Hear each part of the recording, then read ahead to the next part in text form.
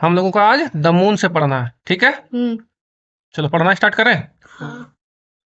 Our earth has only one satellite that is the moon. हमारे earth का केवल एक ही सैटेलाइट है जो कि मून है, ठीक है।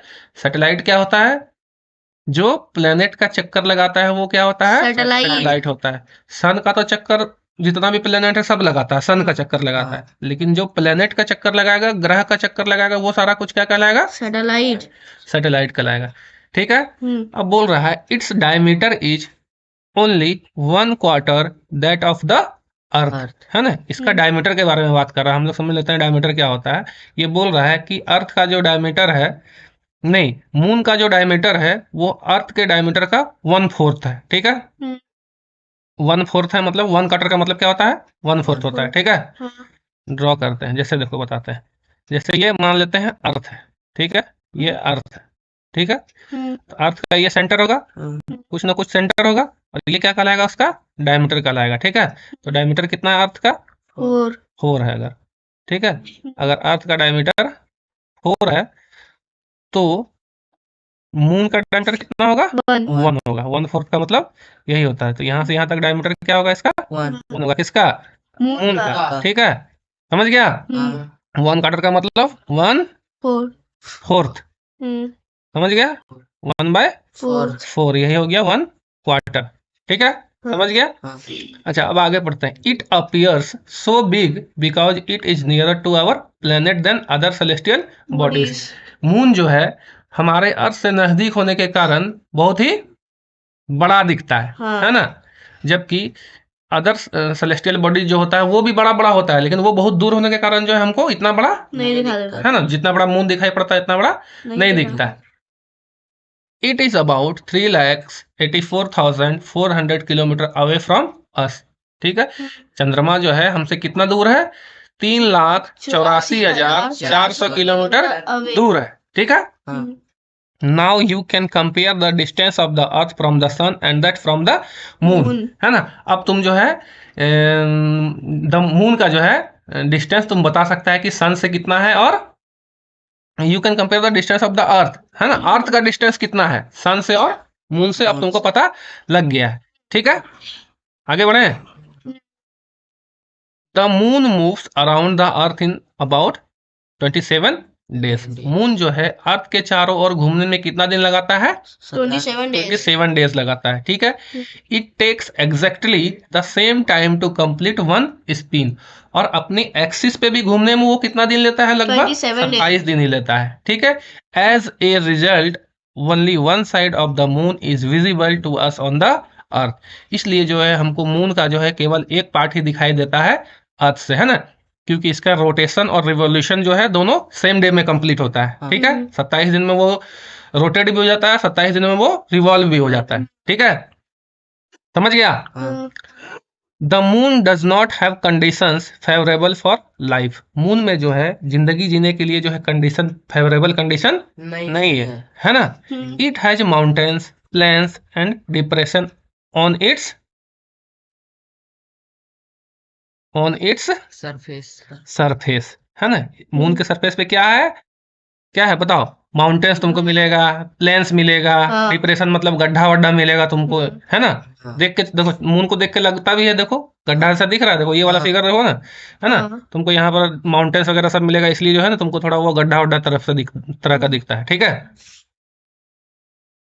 नेक्स्ट क्या बोल रहा है?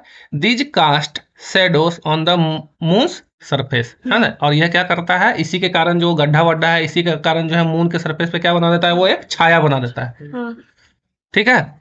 Look at the full moon and observe these shadows, है ना। पूर्णिमा के दिन जो है तुमको ये पूरा शेडो देखने को मिलेगा, है ना।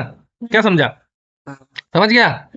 पूर्णिमा का जो दिन होता है उसमें तुमको जो है छाया देखने को मिलेगा, ठीक है।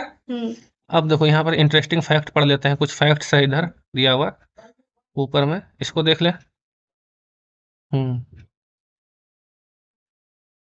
नील आर्मस्ट्रांग तो कल बता दिए थे।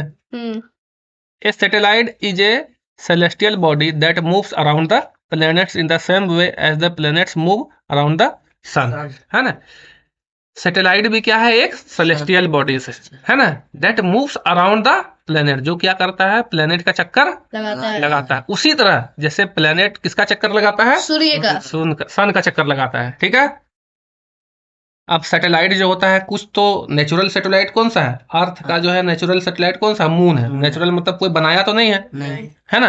कुछ जो होता है आर्टिफिशियल सैटेलाइट होता है ना, वैज्ञानिक के द्वारा जो है बनाया जाता है, और जो है पृथ्वी का कक्षा में उसको स्थापित कर दिया जाता है।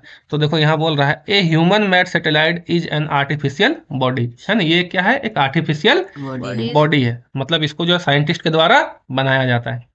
It is designed by scientist to gather information about the universe और फॉर कम्युनिकेशन, है ना। ये किसके द्वारा डिजाइन किया जाता है, साइंटिस्ट के द्वारा डिजाइन किया जाता है ना। क्या करने के लिए, इंफॉर्मेशन को इकट्ठा करने के लिए। किसके बारे में इंफॉर्मेशन, यूनिवर्स के बारे में, और कम्युनिकेशन के लिए भी। जैसे फोन वोन हम लोग, जब हम लोग फोन में बात करते हैं, टीवी चलता है ना, तो किसके थ्रू चलता है, सैटेलाइट से वो कनेक्टेड होता है। ठीक है। It is carried by A rocket and placed in the orbit around the earth. अच्छा, इस जो सैटेलाइट जो है, आर्टिफिशियल सैटेलाइट जो है, इसको किसके द्वारा पहुंचाया जाता है पृथ्वी का कक्षा तक, अर्थ के द्वारा पहुंचाया जाता है। पागल है क्या, इसको रॉकेट के द्वारा जो है पृथ्वी के कक्षा में स्थापित कर दिया जाता है। देखो यहाँ है ना, देखो रॉकेट लॉन्च हुआ है, यहाँ रॉकेट लॉन्च किया, rocket falls back to the earth. अब क्या है, रॉकेट जो है फॉल्स बैक मतलब पीछे आ रहा है, क्या करके, सैटेलाइट को ऑर्बिट में पहुंचा के। सैटेलाइट को देखो यहाँ पर ऑर्बिट में पहुंचा दिया है और फिर वापस आ रहा है ना। वही बोल रहा है कि it is carried by A rocket and placed in the orbit around the earth. ठीक है, समझ गया ना। ये रॉकेट के द्वारा ले जाके पृथ्वी के अक्ष पर जो है, पृथ्वी के अक्ष में जो है स्थापित कर दिया जाता है। ठीक है। Some of the Indian satellite in space are INSAT, IRS, EDUSAT, ETC। कुछ आर्टिफिशियल सैटेलाइट जो है, जो कि साइंटिस्ट के द्वारा पृथ्वी के कक्षा में स्थापित कर दिया गया है। तो उसमें से एक कौन है, इनसेट है, IRS है, एड्यूसेट है, और भी बहुत सारा सैटेलाइट है। ठीक है। तो हम लोग का यहाँ तक हो गया। The moon does not have condition favourable for life, ये वाला बता दिया हम लोग, यहाँ तक हो गया। अब देखो एस्ट्रॉइड, अब आ जाओ एस्ट्रॉइड्स में। ठीक है। देखो एस्ट्रॉइड्स कैसा दिखता है, दिख रहा है एस्ट्रॉइड्स, हाँ। तो ये क्या है, ये फिगर 1.5 क्या है, एस्ट्रॉइड्स है। ठीक है। Apart from the stars, planets and satellites, there are numerous tiny bodies which also move around the sun.